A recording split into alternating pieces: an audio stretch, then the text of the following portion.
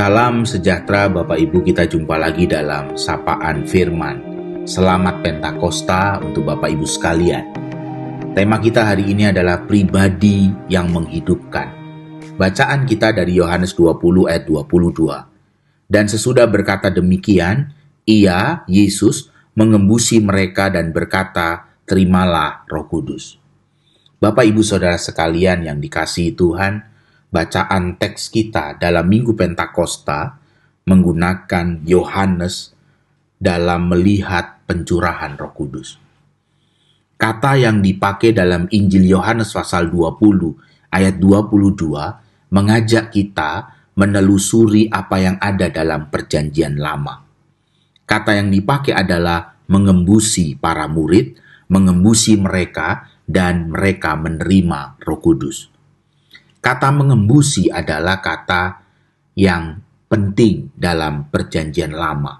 Kata ini muncul dalam kitab Kejadian pasal 2 ayat 7 dalam terjemahan Alkitab berbahasa Yunani atau Septuaginta.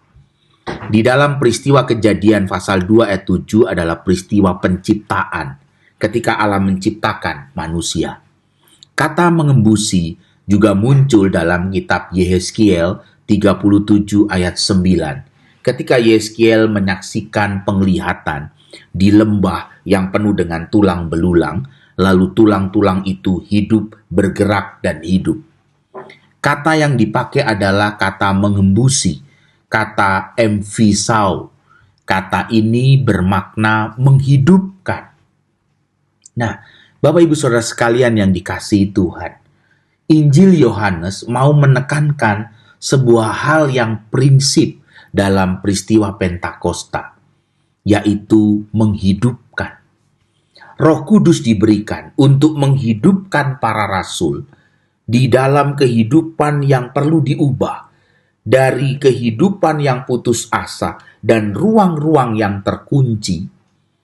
Sebelum mereka menyaksikan Yesus yang bangkit, mereka menerima Roh Kudus, lalu mereka menjadi orang yang hidup kembali, hidupnya diperbarui untuk membawa pengharapan, membawa damai sejahtera, membawa cinta kasih mereka dalam keberanian.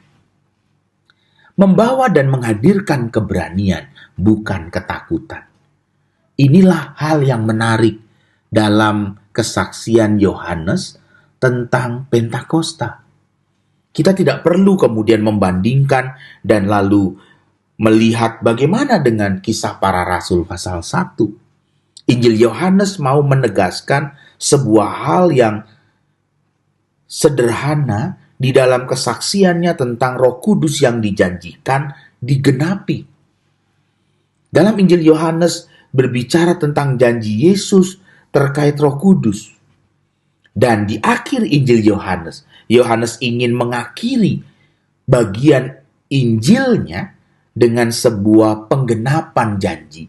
Bagaimana Roh Kudus itu sungguh-sungguh hadir dan Roh itu menghidupkan mereka. Menjadi penghiburan bagi mereka. Menjadi penolong bagi para rasul di dalam pelayanannya. Bagaimana mereka melayani? Bukan persoalan mereka diperlengkapi dengan karunia-karunia yang hebat. Tetapi mereka diperlengkapi dengan kekuatan dalam kehadiran Roh Kudus. Seperti yang dikatakan sebelumnya. Dengan menyebut roh itu sebagai roh penghibur. Penolong yang sama kualitasnya. Penolong yang lain yang sama kualitasnya dengan Yesus. Peristiwa kematian Yesus sangat mengguncang para murid. Tetapi ketika Roh Kudus yang dijanjikan itu hadir dengan Yesus mengembuskan roh itu kepada para rasul, maka mereka mengalami sungguh roh itu adalah penolong yang lain, penolong yang sama dengan Yesus sendiri. Bahkan roh itu adalah penghibur. Sehingga mereka keluar dari ruang-ruang terkunci, mereka menghadirkan damai sejahtera, mereka membawa pengharapan, dan membawa damai sejahtera. Bagaimana dengan kehidupan Bapak, Ibu, dan saya?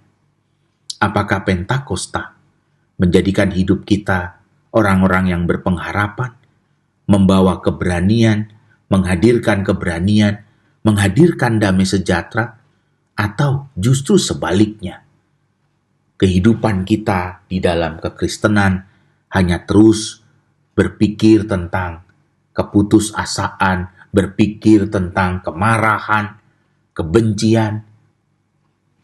Apakah yang kita alami dalam Minggu Pentakosta? Apakah roh itu menghidupkan kita atau belum? Tuhan Yesus memberkati. Amin.